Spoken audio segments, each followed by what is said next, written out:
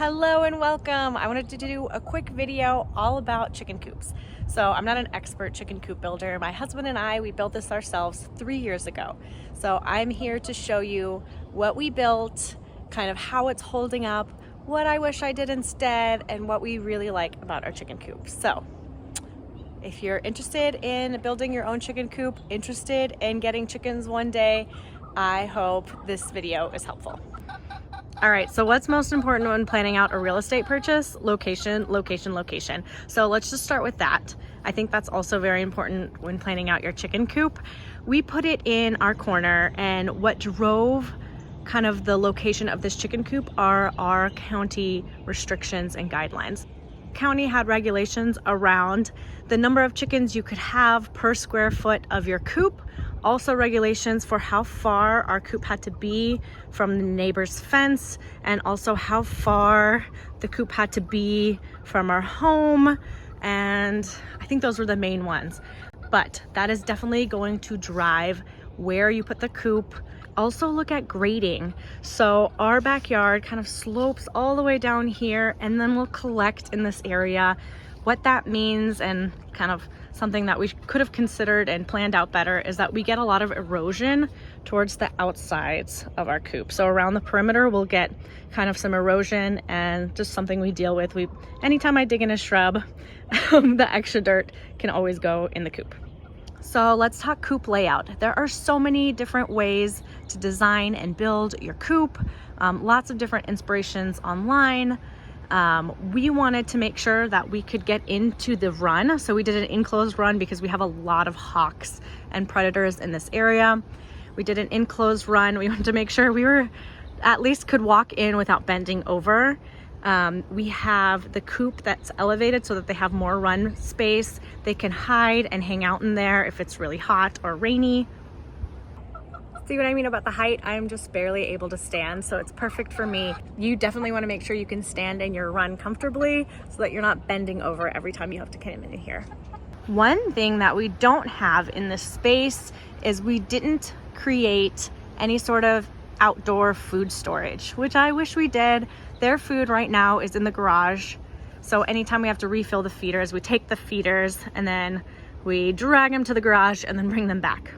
One thing that I really like and would recommend if you're looking at building a coop and it's not near your home, is to put gutters and a rain barrel. This has been so nice because dragging heavy waters is no fun. So this has been really nice. One thing that I really like about the coop that we designed is we created double doors that were basically the entire side of the coop, so it's really easy to clean out. Let me show you. Okay, so we're able to come out here, open up the door, access the entire side of the coop. From here, basically all I have to do is take this wheelbarrow, bring it up to the coop. Then we just bring the wheelbarrow right up to the coop, scoop everything out with a tool like a hoe or a rake, and then take this. Then we can just go over to our compost pile. This is much easier with two hands than one. From there, it's really easy to take the wheelbarrow, bring it back here. This is our compost pile. Dump it in our compost pile, and then just have it compost down into future garden soil. At the beginning of the video, I mentioned that the coop is 3 years old. So let me show you what's held up and what hasn't. So all of the wood that we used for this coop was pretty much reclaimed from our neighbors. Some of it was pine wood, some of it is a mixture of other things. You can see there is definitely some rot and deterioration in the flap, so this is something that we would need to redo.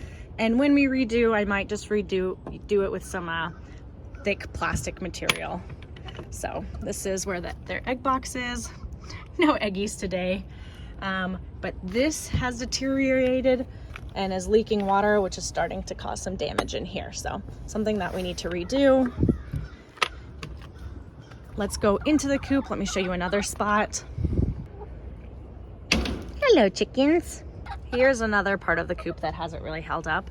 Also something that's kind of easy to replace, but it looks like this, which we didn't have painted and stained, hasn't held up as well.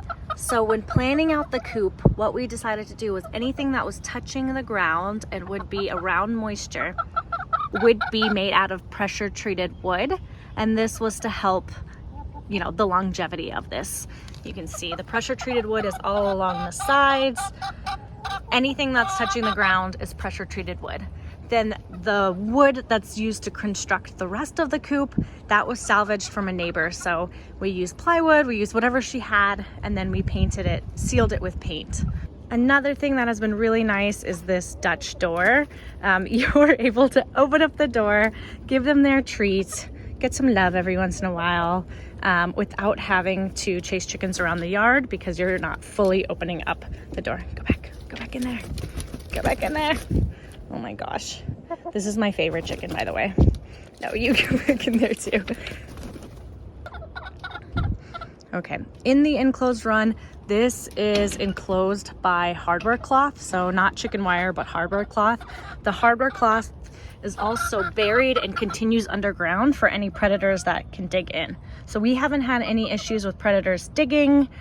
We haven't had any issues with rats in the coop. We haven't had any issues with snakes in the run. We do have an issue with odors whenever there's a lot of rain and things get muddy. But other than that, the chickens have been pretty issue free. Okay, now let's talk feeders and waterers. So we have one gravity feeder that we made out of a Home Depot bucket. This was a pretty easy thing to make that my husband made. Honestly, I can help share more about that if you're interested in seeing it. Okay, let's talk waterers. We have two waterers because in the winter when temperatures get down to freezing, it is easier to have one in the garage and then if it freezes, bring that one out and then bring the other one to thaw while they're using one. So right now there's two out here. There's no freeze in the forecast. Okay, so this is their waterer.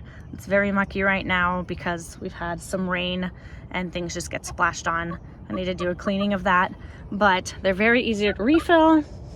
Just lift up the top, add more water in from the rain barrel that's just next door.